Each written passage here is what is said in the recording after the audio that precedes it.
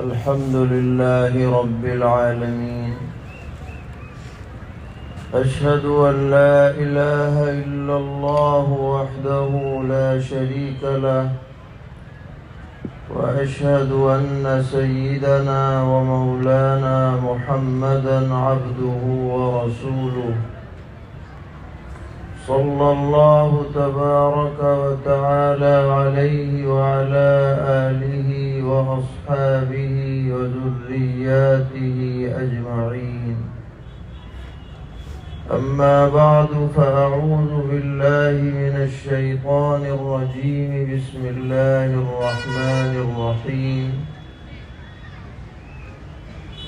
لقد من الله على المؤمنين إذ بعث فيهم رسولا من أنفسهم يتلو عليهم آياته ويزكيهم ويعلمهم الكتاب والحكمة وإن كانوا من قبل لفي ضلال مبين. صدق الله مولانا العلي العظيم. حضرت صدر اجلاس مخدوم گرامی حضرت مولانا حکیم عبداللہ مغیثی صاحب دامت برکاتہم، اور اسٹیج پر تشریف فرما سبھی اکابر علماء کرام، مہمانان گرامی، اور قریب اور دور سے تشریف لانے والے فرزندان توحید، ہمارے لیے بڑی سعادت کی بات ہے کہ اس علاقے کے ام المدارس مدرسہ ریاض العلوم میں حاضری کا موقع مل رہا ہے. اس کے بانی مرحوم حضرت مولانا قاضی ابو البرکات صاحب رحمۃ اللہ علیہ، ان سے الحمدللہ کافی قریبی تعلق رہا، انسیت رہی، اور حضرت موقع بموقع مدرسہ شاہی تشریف لے جاتے تھے، اور کئی دن وہاں حضرت کا قیام رہتا تھا، استفادے کا موقع ملتا تھا. بہت مرتبہ انہوں نے حکم بھی دیا کہ تجھے کجرانہ آنا چاہیے، لیکن حضرت کی زندگی میں موقع نہیں ملا. آج یہ سعادت حاصل ہو رہی ہے تو حضرت کی بہت یاد بھی آ رہی ہے، ان کی شفقتیں یاد آ رہی ہیں، کرم فرمائیاں یاد آ رہی ہیں. ایک مرتبہ یہاں قریب میں حاضری ہوئی تھی اور حضرت کو پتہ چلا تو صرف ملاقات کے لیے ایئرپورٹ پر تشریف لائے. تو یہ ان کی ذرہ نوازی کہیے اور چھوٹوں کے ساتھ کرم گستری کہیے.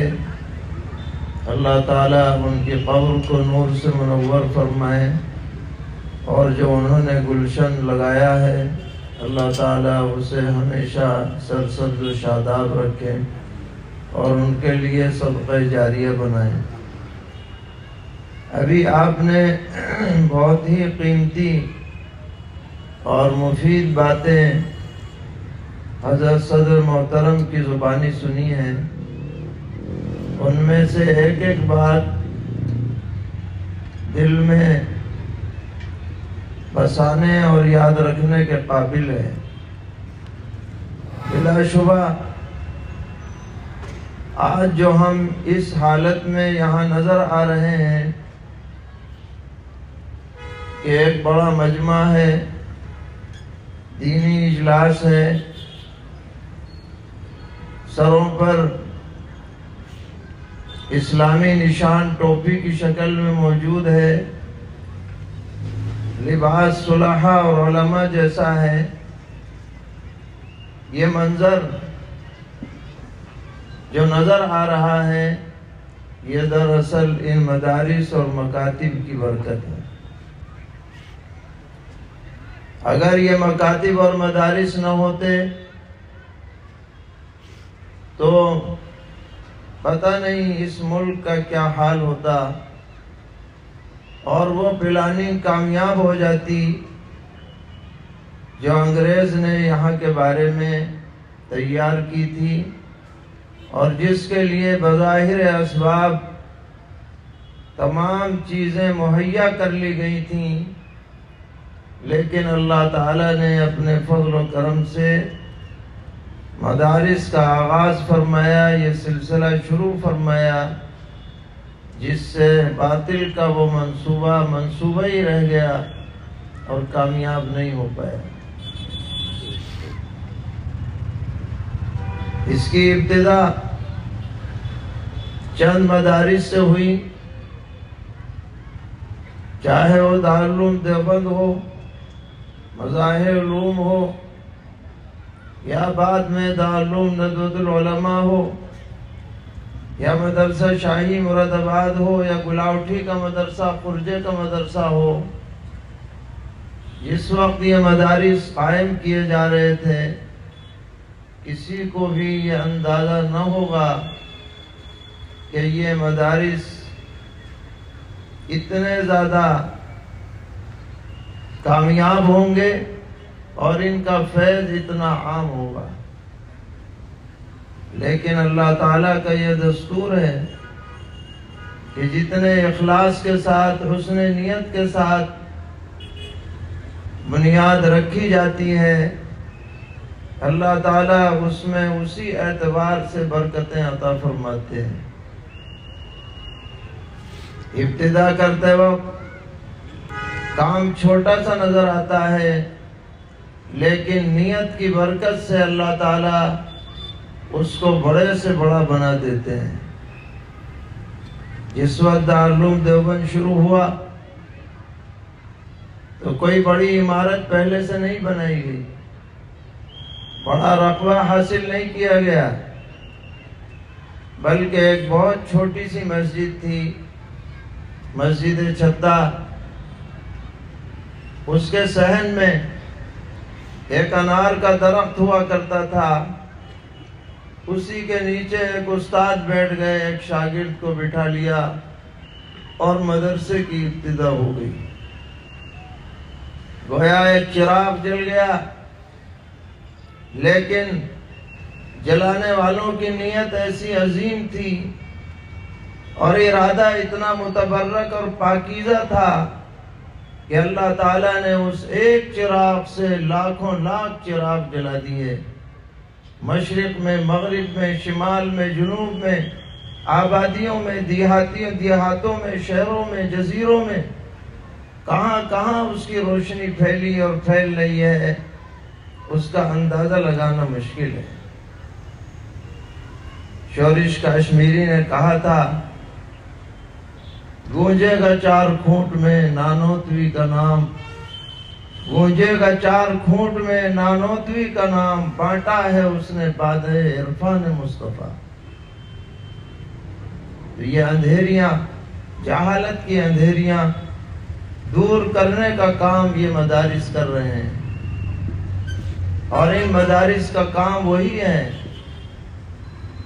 جس کے لیے اس دنیا میں اللہ تعالیٰ نے اپنے خاص بندوں کو متعین فرمایا، جنہیں نبی اور رسول کہا جاتا ہے۔ چنانچہ قرآن پاک میں کئی جگہوں پر سرور عالم خاتم النبیین حضرت محمد مصطفیٰ صلی اللہ تعالی علیہ وسلم کی بعثت کے مقاصد بیان کیے گئے ہیں۔ آپ نے بہت سے علماء سے مختلف بیانات میں، جلسوں میں، اجتماعات میں یہ باتیں سنی ہوں گی، کوئی نئی بات نہیں بتلائی جا رہی ہے آپ کو۔ بلکہ ہم یہ کہتے ہیں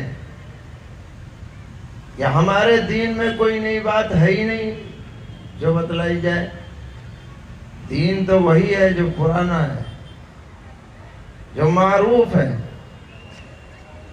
جو باتیں ہم بڑوں سے سنتے آ رہے ہیں، جو باتیں بڑے لکھتے آ رہے ہیں، انہی کو بیان کرنا یہ دین ہے. اور اپنی طرف سے نئی نئی باتیں بیان کرو، ایسے نکتے نکالو جو آج تک کسی نے نہیں نکالے. یہ دین نہیں ہے، یہ بددینی ہے، یہ بد فکری ہے، یہ کجروی ہے.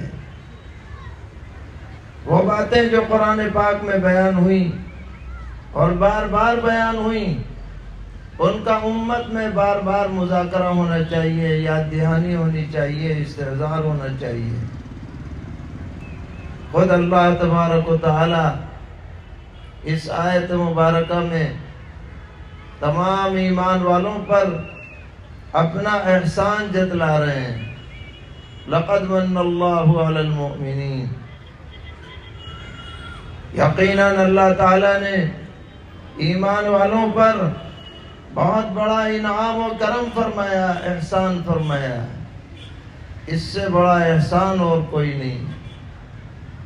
اذ بعث فیہم رسولا من انفسہم.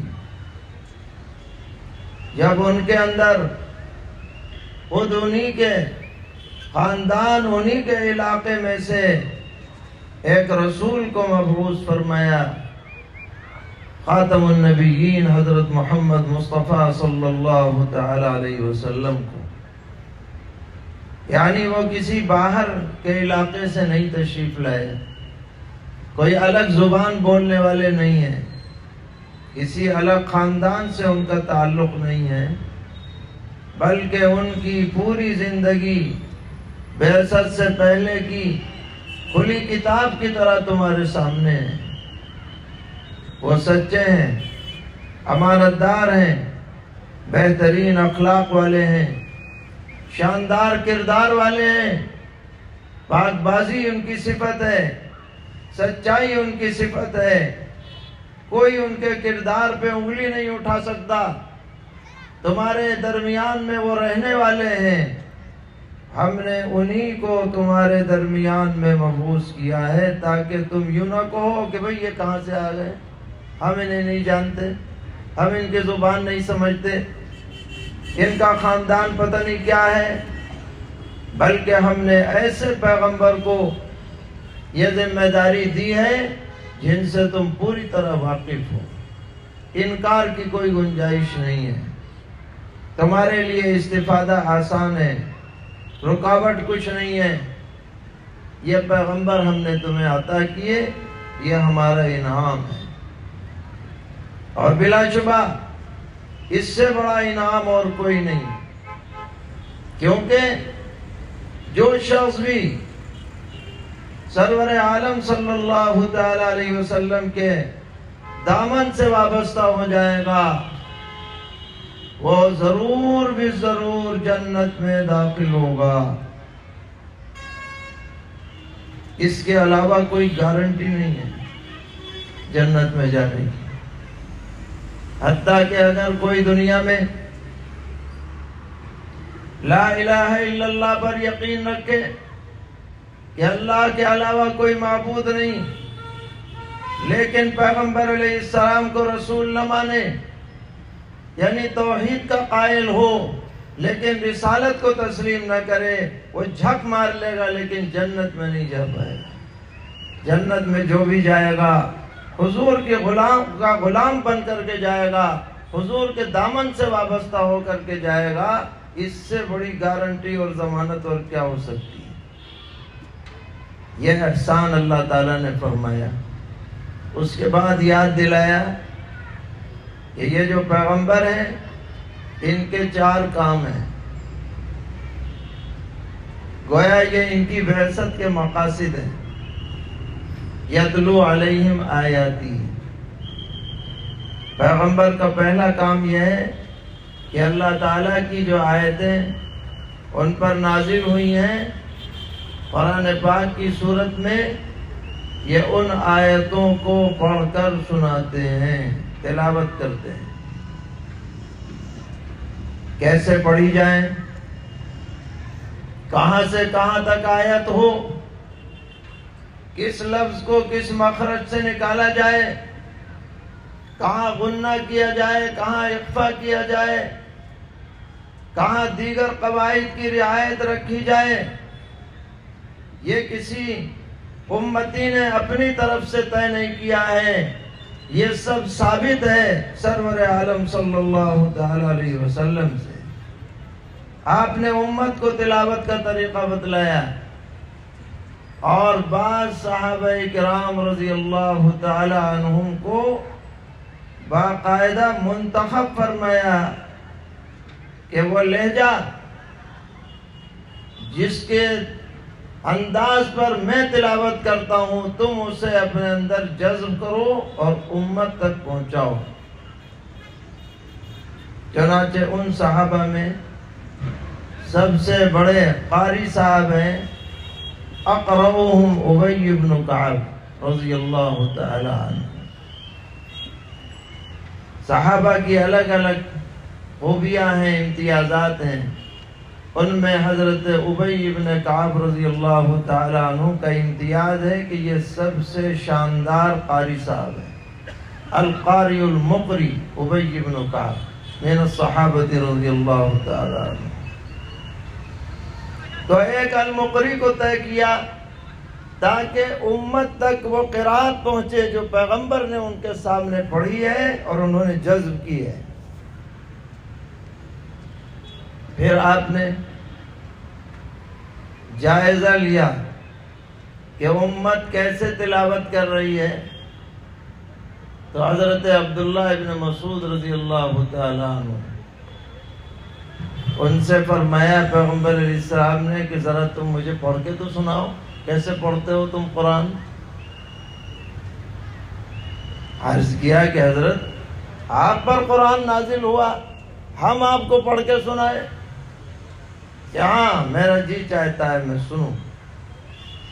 چنانچہ روایت میں ہے کہ سیدنا حضرت عبداللہ ابن مسعود رضی اللہ تعالی عنہ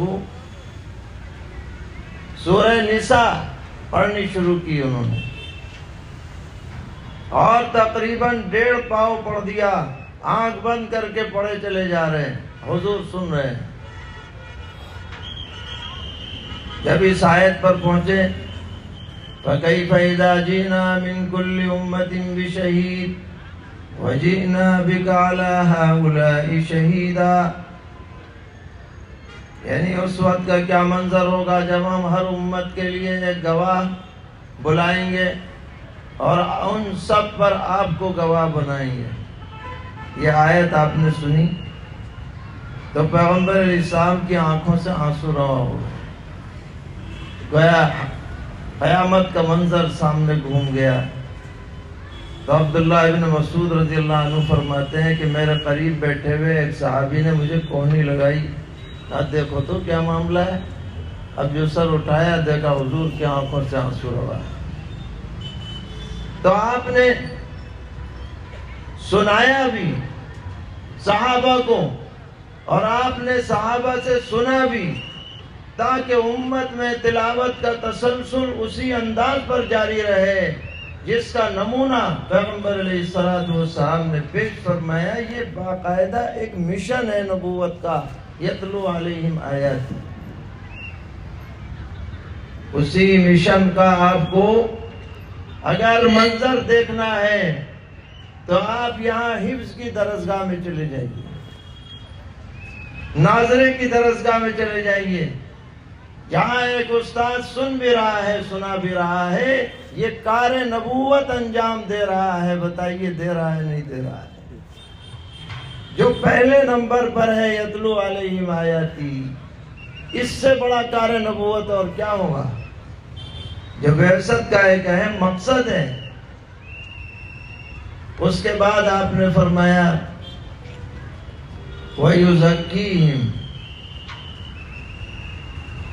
بعثت کے مقاصد میں ایک مقصد تزکیہ ہے، جس کی طرف ابھی حضرت اشارہ فرما رہے تھے۔ تزکیہ کا مطلب یہ ہے کہ آدمی کے اندر اچھی صفات پیدا کی جائیں اور رذیل صفات سے اسے پاک کیا جائے۔ تزکیہ کا مطلب ہے صفائی ستھرائی، دلوں کی صفائی ستھرائی، دلوں کو مزکا کر دیا جائے، مجلہ کر دیا جائے، اسی کا نام تزکیہ ہے۔ یہ تزکیہ پیغمبر کا اہم کام ہے، یزکی۔ چنانچہ ایک واقعہ ہے، اس کا تعلق بھی تزکیے سے ہے کہ ایک صحابی ہیں سیدنا حضرت سعد بن معاذ رضی اللہ تعالی عنہ، قبیلہ اوس کے انصار کے سردار تھے اور بہت اعلیٰ درجے کے صحابہ میں ان کا شمار ہوتا ہے کہ ان کے جنازے میں حضور نے فرمایا ہزار فرشتے شریک ہوئے ان کے جنازے میں، ان کی شہادت ہو گئی۔ کچھ دنوں کے بعد پیغمبر علیہ السلام کی خدمت میں کچھ کپڑے آئے ریشم کے ہدیے میں، تو لوگوں نے اسے چھو چھو کے دیکھنا شروع کیا، کہنے لگے بھائی بڑے اچھے کپڑے ہیں، شاندار ہیں، لم نرى قط مثلہ، ایسا تو آج تک دیکھا ہی نہیں، بڑی چمک دمک ہے۔ تو حضور اکرم علیہ السلام نے دیکھا کہ وہ صحابہ کرام دنیا کی چیزوں پہ اتنے زیادہ فریفتہ ہو رہے ہیں، تو آپ نے جملہ ارشاد فرمایا لَمَنَادِيلُ سَعْدِ بْنِ مُعَاذٍ فِي الْجَنَّةِ خَيْرٌ مِّنْ هَذَا۔ ارے بھائی سعد بن معاذ کو جنت میں جو رومال ملے ہیں وہ اس سے کہیں اچھے ہیں۔ روایت میں ہے جب حضور نے یہ فرمایا سب نے ہاتھ کھینچ لیے، اب نظر جنت پہ چلی گئی، دنیا داری سے ہٹ گئی۔ یہ ہے تزکیہ کہ بر وقت تنبیہ کر کے آدمی کی زندگی کا رخ بدل دیا جائے۔ یہ بات پیدا ہوتی ہے بزرگوں کی صحبت سے، اولیاء اللہ سے تعلق سے، علماء کے ساتھ رہن سہن، ان کے ساتھ اٹھنے بیٹھنے سے، کہ آدمی کا دل مزکا اور مجلہ ہو جاتا ہے۔ یہ بھی کار نبوت ہے تزکیہ۔ جہاں جہاں بھی جس انداز میں انجام دیا جائے، یہ مقاصد بعثت میں ایک اہم مقصد ہے۔ اس کے بعد تیسرا مقصد وَيُعَلِّمُهُمُ الْكِتَابِ، کہ پیغمبر علیہ السلام کتاب اللہ کی تعلیم دیتے ہیں۔ یتلو الگ ہے، یعلم الگ ہے۔ اس سے مفسرین فرماتے ہیں تلاوت کا تعلق مطلق ہے، سمجھ کے بھی تلاوت ہوتی ہے، بغیر سمجھے بھی ہوتی ہے، اور یعلموں کا تعلق سمجھنے سے ہے، وہ مستقل ایک کام ہے، سمجھانا، بتلانا، مطلب اور مفہوم سے آگاہ کرنا۔ بسا اوقات آدمی عربی جانتا ہے اور مطلب سمجھ جاتا ہے، لیکن اس سے کیا مراد ہے اللہ تعالیٰ کی، وہ سمجھانے کے لیے پیغمبر کی ضرورت پڑتی ہے۔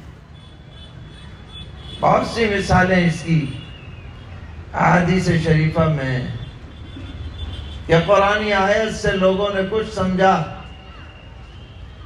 اور اصل مفہوم اس کا کچھ اور تھا۔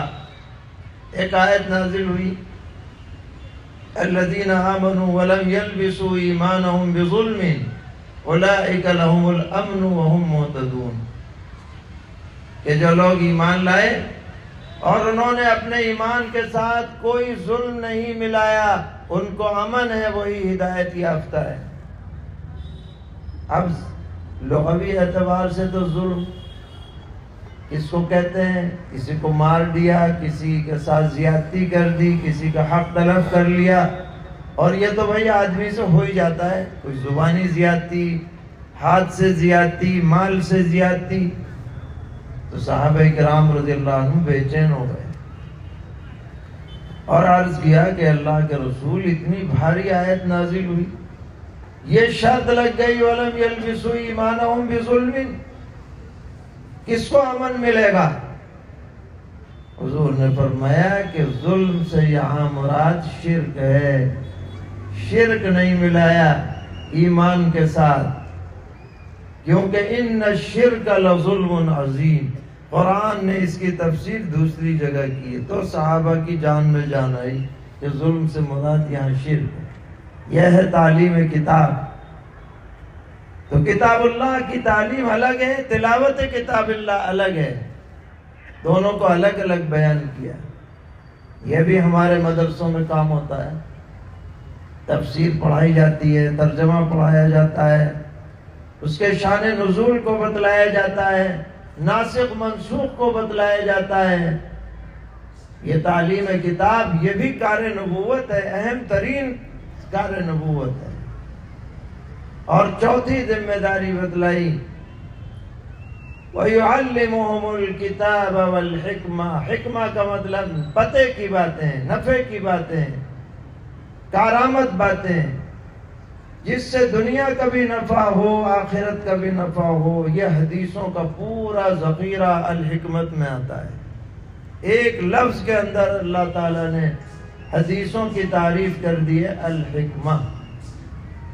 ابھی سیدنا حضرت ابو ہریرہ رضی اللہ تعالیٰ عنہ کا ذکر آ رہا تھا، اکیلے ان سے 5000 حدیثیں منقول ہیں، ذخیرہ حدیث میں سب سے زیادہ، اور یہ سب ایک سے ایک بڑھ کر کے حکمت کی اور نفع کی باتیں ہیں۔ ہمارے مدارس میں ان حدیثوں کی تعلیم ہوتی ہے، ان حدیثوں کے مطالب بیان کیے جاتے ہیں، ان سے جو مسائل نکلتے ہیں ان کو امت کے سامنے پیش کیا جاتا ہے، جس کو فقہ کہا جاتا ہے۔ فقہ بھی الگ سے کوئی چیز نہیں ہے، جو چیز اللہ تعالیٰ نے پیغمبر علیہ السلام کو دی، وحی مطلوع کی شکل میں یا وحی غیر مطلوع کی شکل میں، ان سے جو نچوڑ نکلا، جو خلاصہ نکلا، جو مکھن گویا کے نکل کر کے آیا، اسی کا نام فقہ ہے۔